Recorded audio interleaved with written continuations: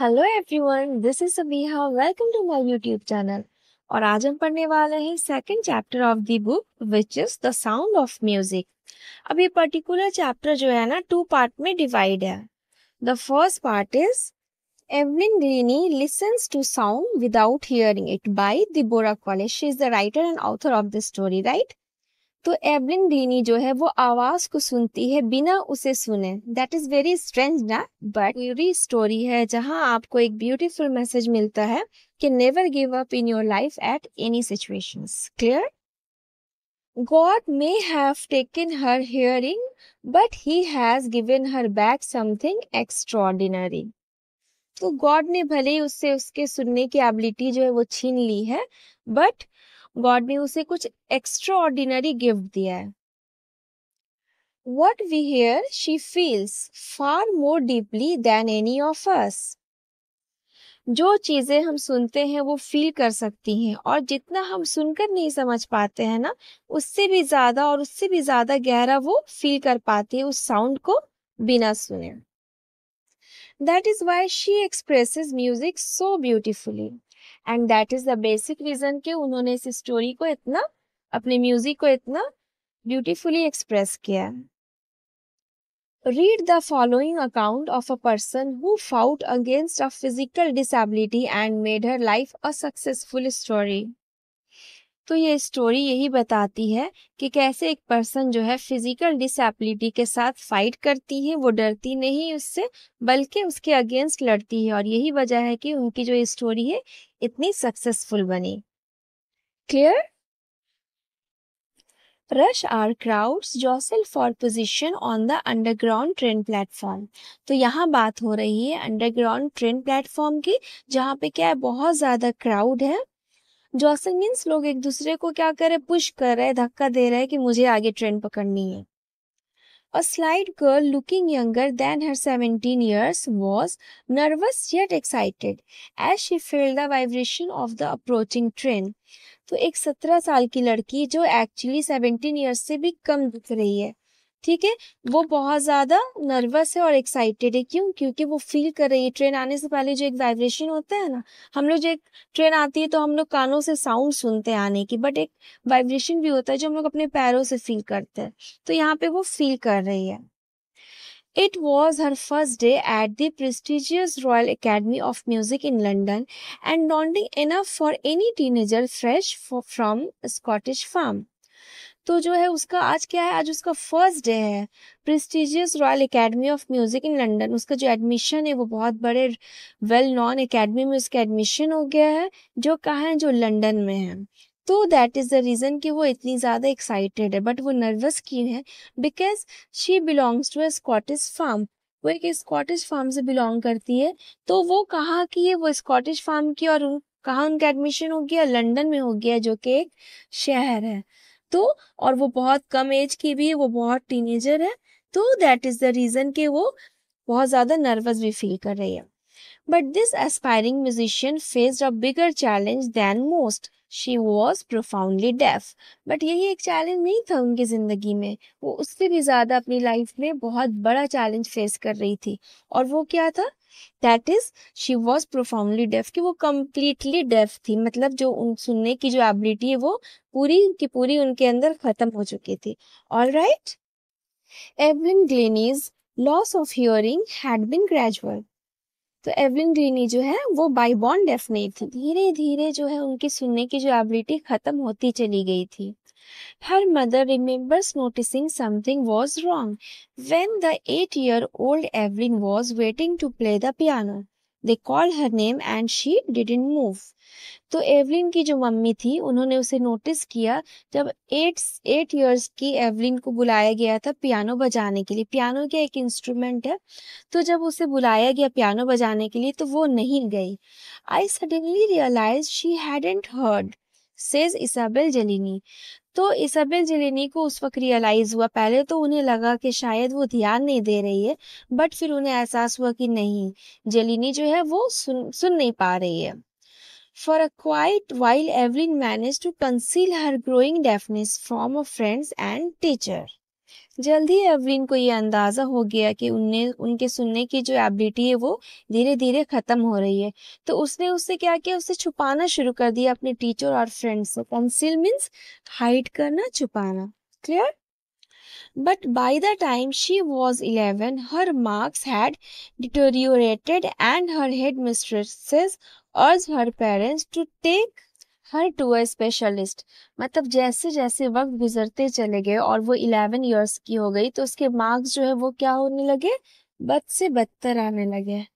मतलब डिटेरियोरेटेड मीन्स खराब आने लगे। तो उसकी हेड मिस्ट्रेस जो है उन्होंने रिक्वेस्ट किया, अर्ज मीन्स रिक्वेस्ट किया उसके पेरेंट्स को कि उसे एक स्पेशलिस्ट की ज़रूरत है।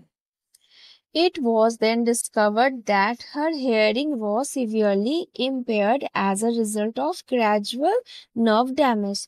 तो उस वक्त ये पता चला कि उसकी जो हेयरिंग एबिलिटी है वो धीरे धीरे क्या हो गया, गुड कंडीशन में नहीं है, वो धीरे धीरे जो नर्व सिस्टम है वो डैमेज हो गया। They were advise that she should be fitted with hearing aids and sent to a school for the deaf. तो उसे उस वक्त एडवाइस किया गया कि उसे क्या करना चाहिए, अपने कानों में एड्स लगाना चाहिए। एड्स होते जो एक डिवाइसेस होते हैं ना जिससे वो सुन पाए, और उसे एक डेफ के स्कूल में भेज दिया जाए। Everything suddenly look black says Evelyn. तो एवलिन के लिए उस वक्त क्या था, सब कुछ अंधेरा हो गया था। मतलब उसकी जिंदगी में जो है वो एक मायूसी छा गई थी। Clear? But Evelyn was not going to give up. लेकिन एवलिन ने कभी हार नहीं मानी। She was determined to lead a normal life and pursue her interest in music. और उसने अपना सारा ध्यान जो है वो म्यूजिक में लगा दिया। One day she noticed a girl playing a xylophone and decided that she wanted to play it too। तो उसने एक दफा देखा कि एक जो गर्ल है वो xylophone बजा रही है, तो उसने डिसाइड किया कि ये चीज जो है उसे भी सीखनी है। Most of the teachers discouraged her, but percussionist Ron Forbes spotted her potential। बहुत सारे टीचर्स ने उसे डिस्करेज किया, मतलब उसके कॉन्फिडेंस को लूज किया। लेकिन जो रॉन फॉर्ब्स है, जो परक्यूशनिस्ट है, मीन्स वो एक साथ बहुत सारे ड्रम तबला को बजा लेते थे, इंस्ट्रूमेंट को बजा लेते थे। उसने इस बच्ची की जो पोटेंशियल को पहचाना कि हाँ इस बच्ची में कुछ तो बात है। He began by tuning two large drums to different notes. और उन्होंने दो बड़े ड्रम्स को टू डिफरेंट ट्यून में सेट कर दिया।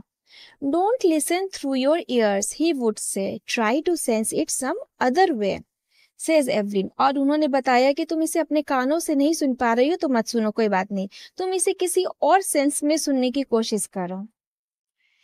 Suddenly I realized I could feel the higher drum from the west up and the lower one from the west down। जल्दी एवली ने ये रियलाइज किया कि वो हायर ड्रम को कमर के ऊपरी भाग से सुन पा रही है और लोअर ड्रम को कमर के नीचे वाले भाग से सुन पा रही है। Forbes repeated the exercise and soon Evelyn discovered that she could sense certain notes in different parts of her body। तो Forbes ने ये एक्सरसाइज बार बार रिपीट करते रहे और एवलिन ने जल्दी क्या किया, डिफरेंट नोट्स को अपने डिफरेंट पार्ट्स ऑफ बॉडी से फील करना शुरू कर दिया। वो कहते हैं ना कि जब गॉड किसी एक सेंस को ले लेते उसके बदले में एक सिक्स सेंस दे देते, तो यहाँ भी एवलिन के साथ कुछ ऐसे ही हुआ था। I had learned to open my mind and body to sound and vibrations। मैंने अपने दिमाग और बॉडी को पूरी तरह खोल दिया साउंड और वाइब्रेशन को सुनने के लिए। The rest was sheer determination and hard work. और बाकी जो बचा था उससे मैंने अपना फुल कॉन्फिडेंस और मेहनत से पूरा किया। Alright, she never look back from that point onwards. तो वो अपने हार्ड वर्क एंड डिटर्मिनेशन की वजह से जिस पॉइंट को पहुंची थी, जहां पर पहुंची थी, वहां से उन्होंने पीछे कभी मुड़कर नहीं देखा। She toured the United Kingdom with a youth orchestra and by the time she was 16, तो जब वो 16 years की थी तो वो टूर पे गई। कहाँ पे? यूनाइटेड किंगडम में। किसके साथ? With a youth orchestra. Orchestra बोलते ग्रुप ऑफ म्यूजिशियन जिनके साथ वो ट्रिप पर गई। She had decided to make music her life. और उन्होंने डिसाइड किया कि म्यूजिक को अपनी लाइफ बना लूं, अपनी जिंदगी बना लूं। She auditioned for the Royal Academy of Music and scored one of the highest marks in the history of Academy। तो उन्होंने रॉयल एकेडमी ऑफ म्यूजिक में सबसे ज्यादा हाईएस्ट मार्क्स स्कोर किए, जो कि हिस्ट्री ऑफ एकेडमी में किसी ने नहीं किए थे। She gradually moved from the orchestral work to solo performances. और वो धीरे धीरे ऑर्केस्ट्रल वर्क से मूव कर गई, हट गई और धीरे धीरे अकेले परफॉर्म करने लगी. सोलो परफॉर्मेंस मीन्स अकेले परफॉर्म करने लगी. At the end of her 3-year course, she had captured most of the top awards. और ये जो कोर्स था वो 3 इयर्स का था, तो उन 3 इयर्स के अंदर उन्होंने बहुत सारे अवार्ड को अपने नाम कर लिया, कैप्चर कर लिया, दैट इज अपने नाम कर लिया. Alright. And for all this Evelyn won't accept any hint of heroic achievement. मतलब इतनी कामयाबी के बाद एवलिन के अंदर कभी वो चीज़ नहीं आई कि एक हीरोइक अचीवमेंट होती है ना कि आई एम द बेस्ट. वो बहुत डाउन टू अर्थ थी. उन्होंने एक बहुत अच्छी बात कही थी कि if you work hard and know where you are going you will get there. कि अगर आपको पता हो कि आपको कहाँ जाना है और आप बहुत ज़्यादा मेहनत कर रहे हो तो डेफिनेटली आप वहाँ ज़रूर पहुँचोगे. And she got right to the top. और वो टॉप पर पहुंच गई थी. The world's most sought after multipercussionist with mastery of some 1000 instrument. मतलब वो बहुत ज़्यादा पॉपुलर हो गई थी, बहुत ज़्यादा डिमांड में आ गई थी पूरे वर्ल्ड में, जहाँ पे वो हजारों इंस्ट्रूमेंट बजाने की मास्टर थी. मतलब डिफरेंट टाइप के इंस्ट्रूमेंट जो है वो बजा पाती थी हजारों. And hectic international schedule. और उनका जो शेड्यूल है बहुत ज़्यादा हेक्टिक था. मतलब उनको सिर्फ कॉन्सर्ट करने रहते थे, परफॉर्मेंस करने रहते थे, तो इतनी ज़्यादा बिजी थी. क्लियर. तो आज के लिए इतना ही. मिलते हैं एवलिन ग्रीने की रेस्ट ऑफ द स्टोरी में, दैट इज पार्ट 2.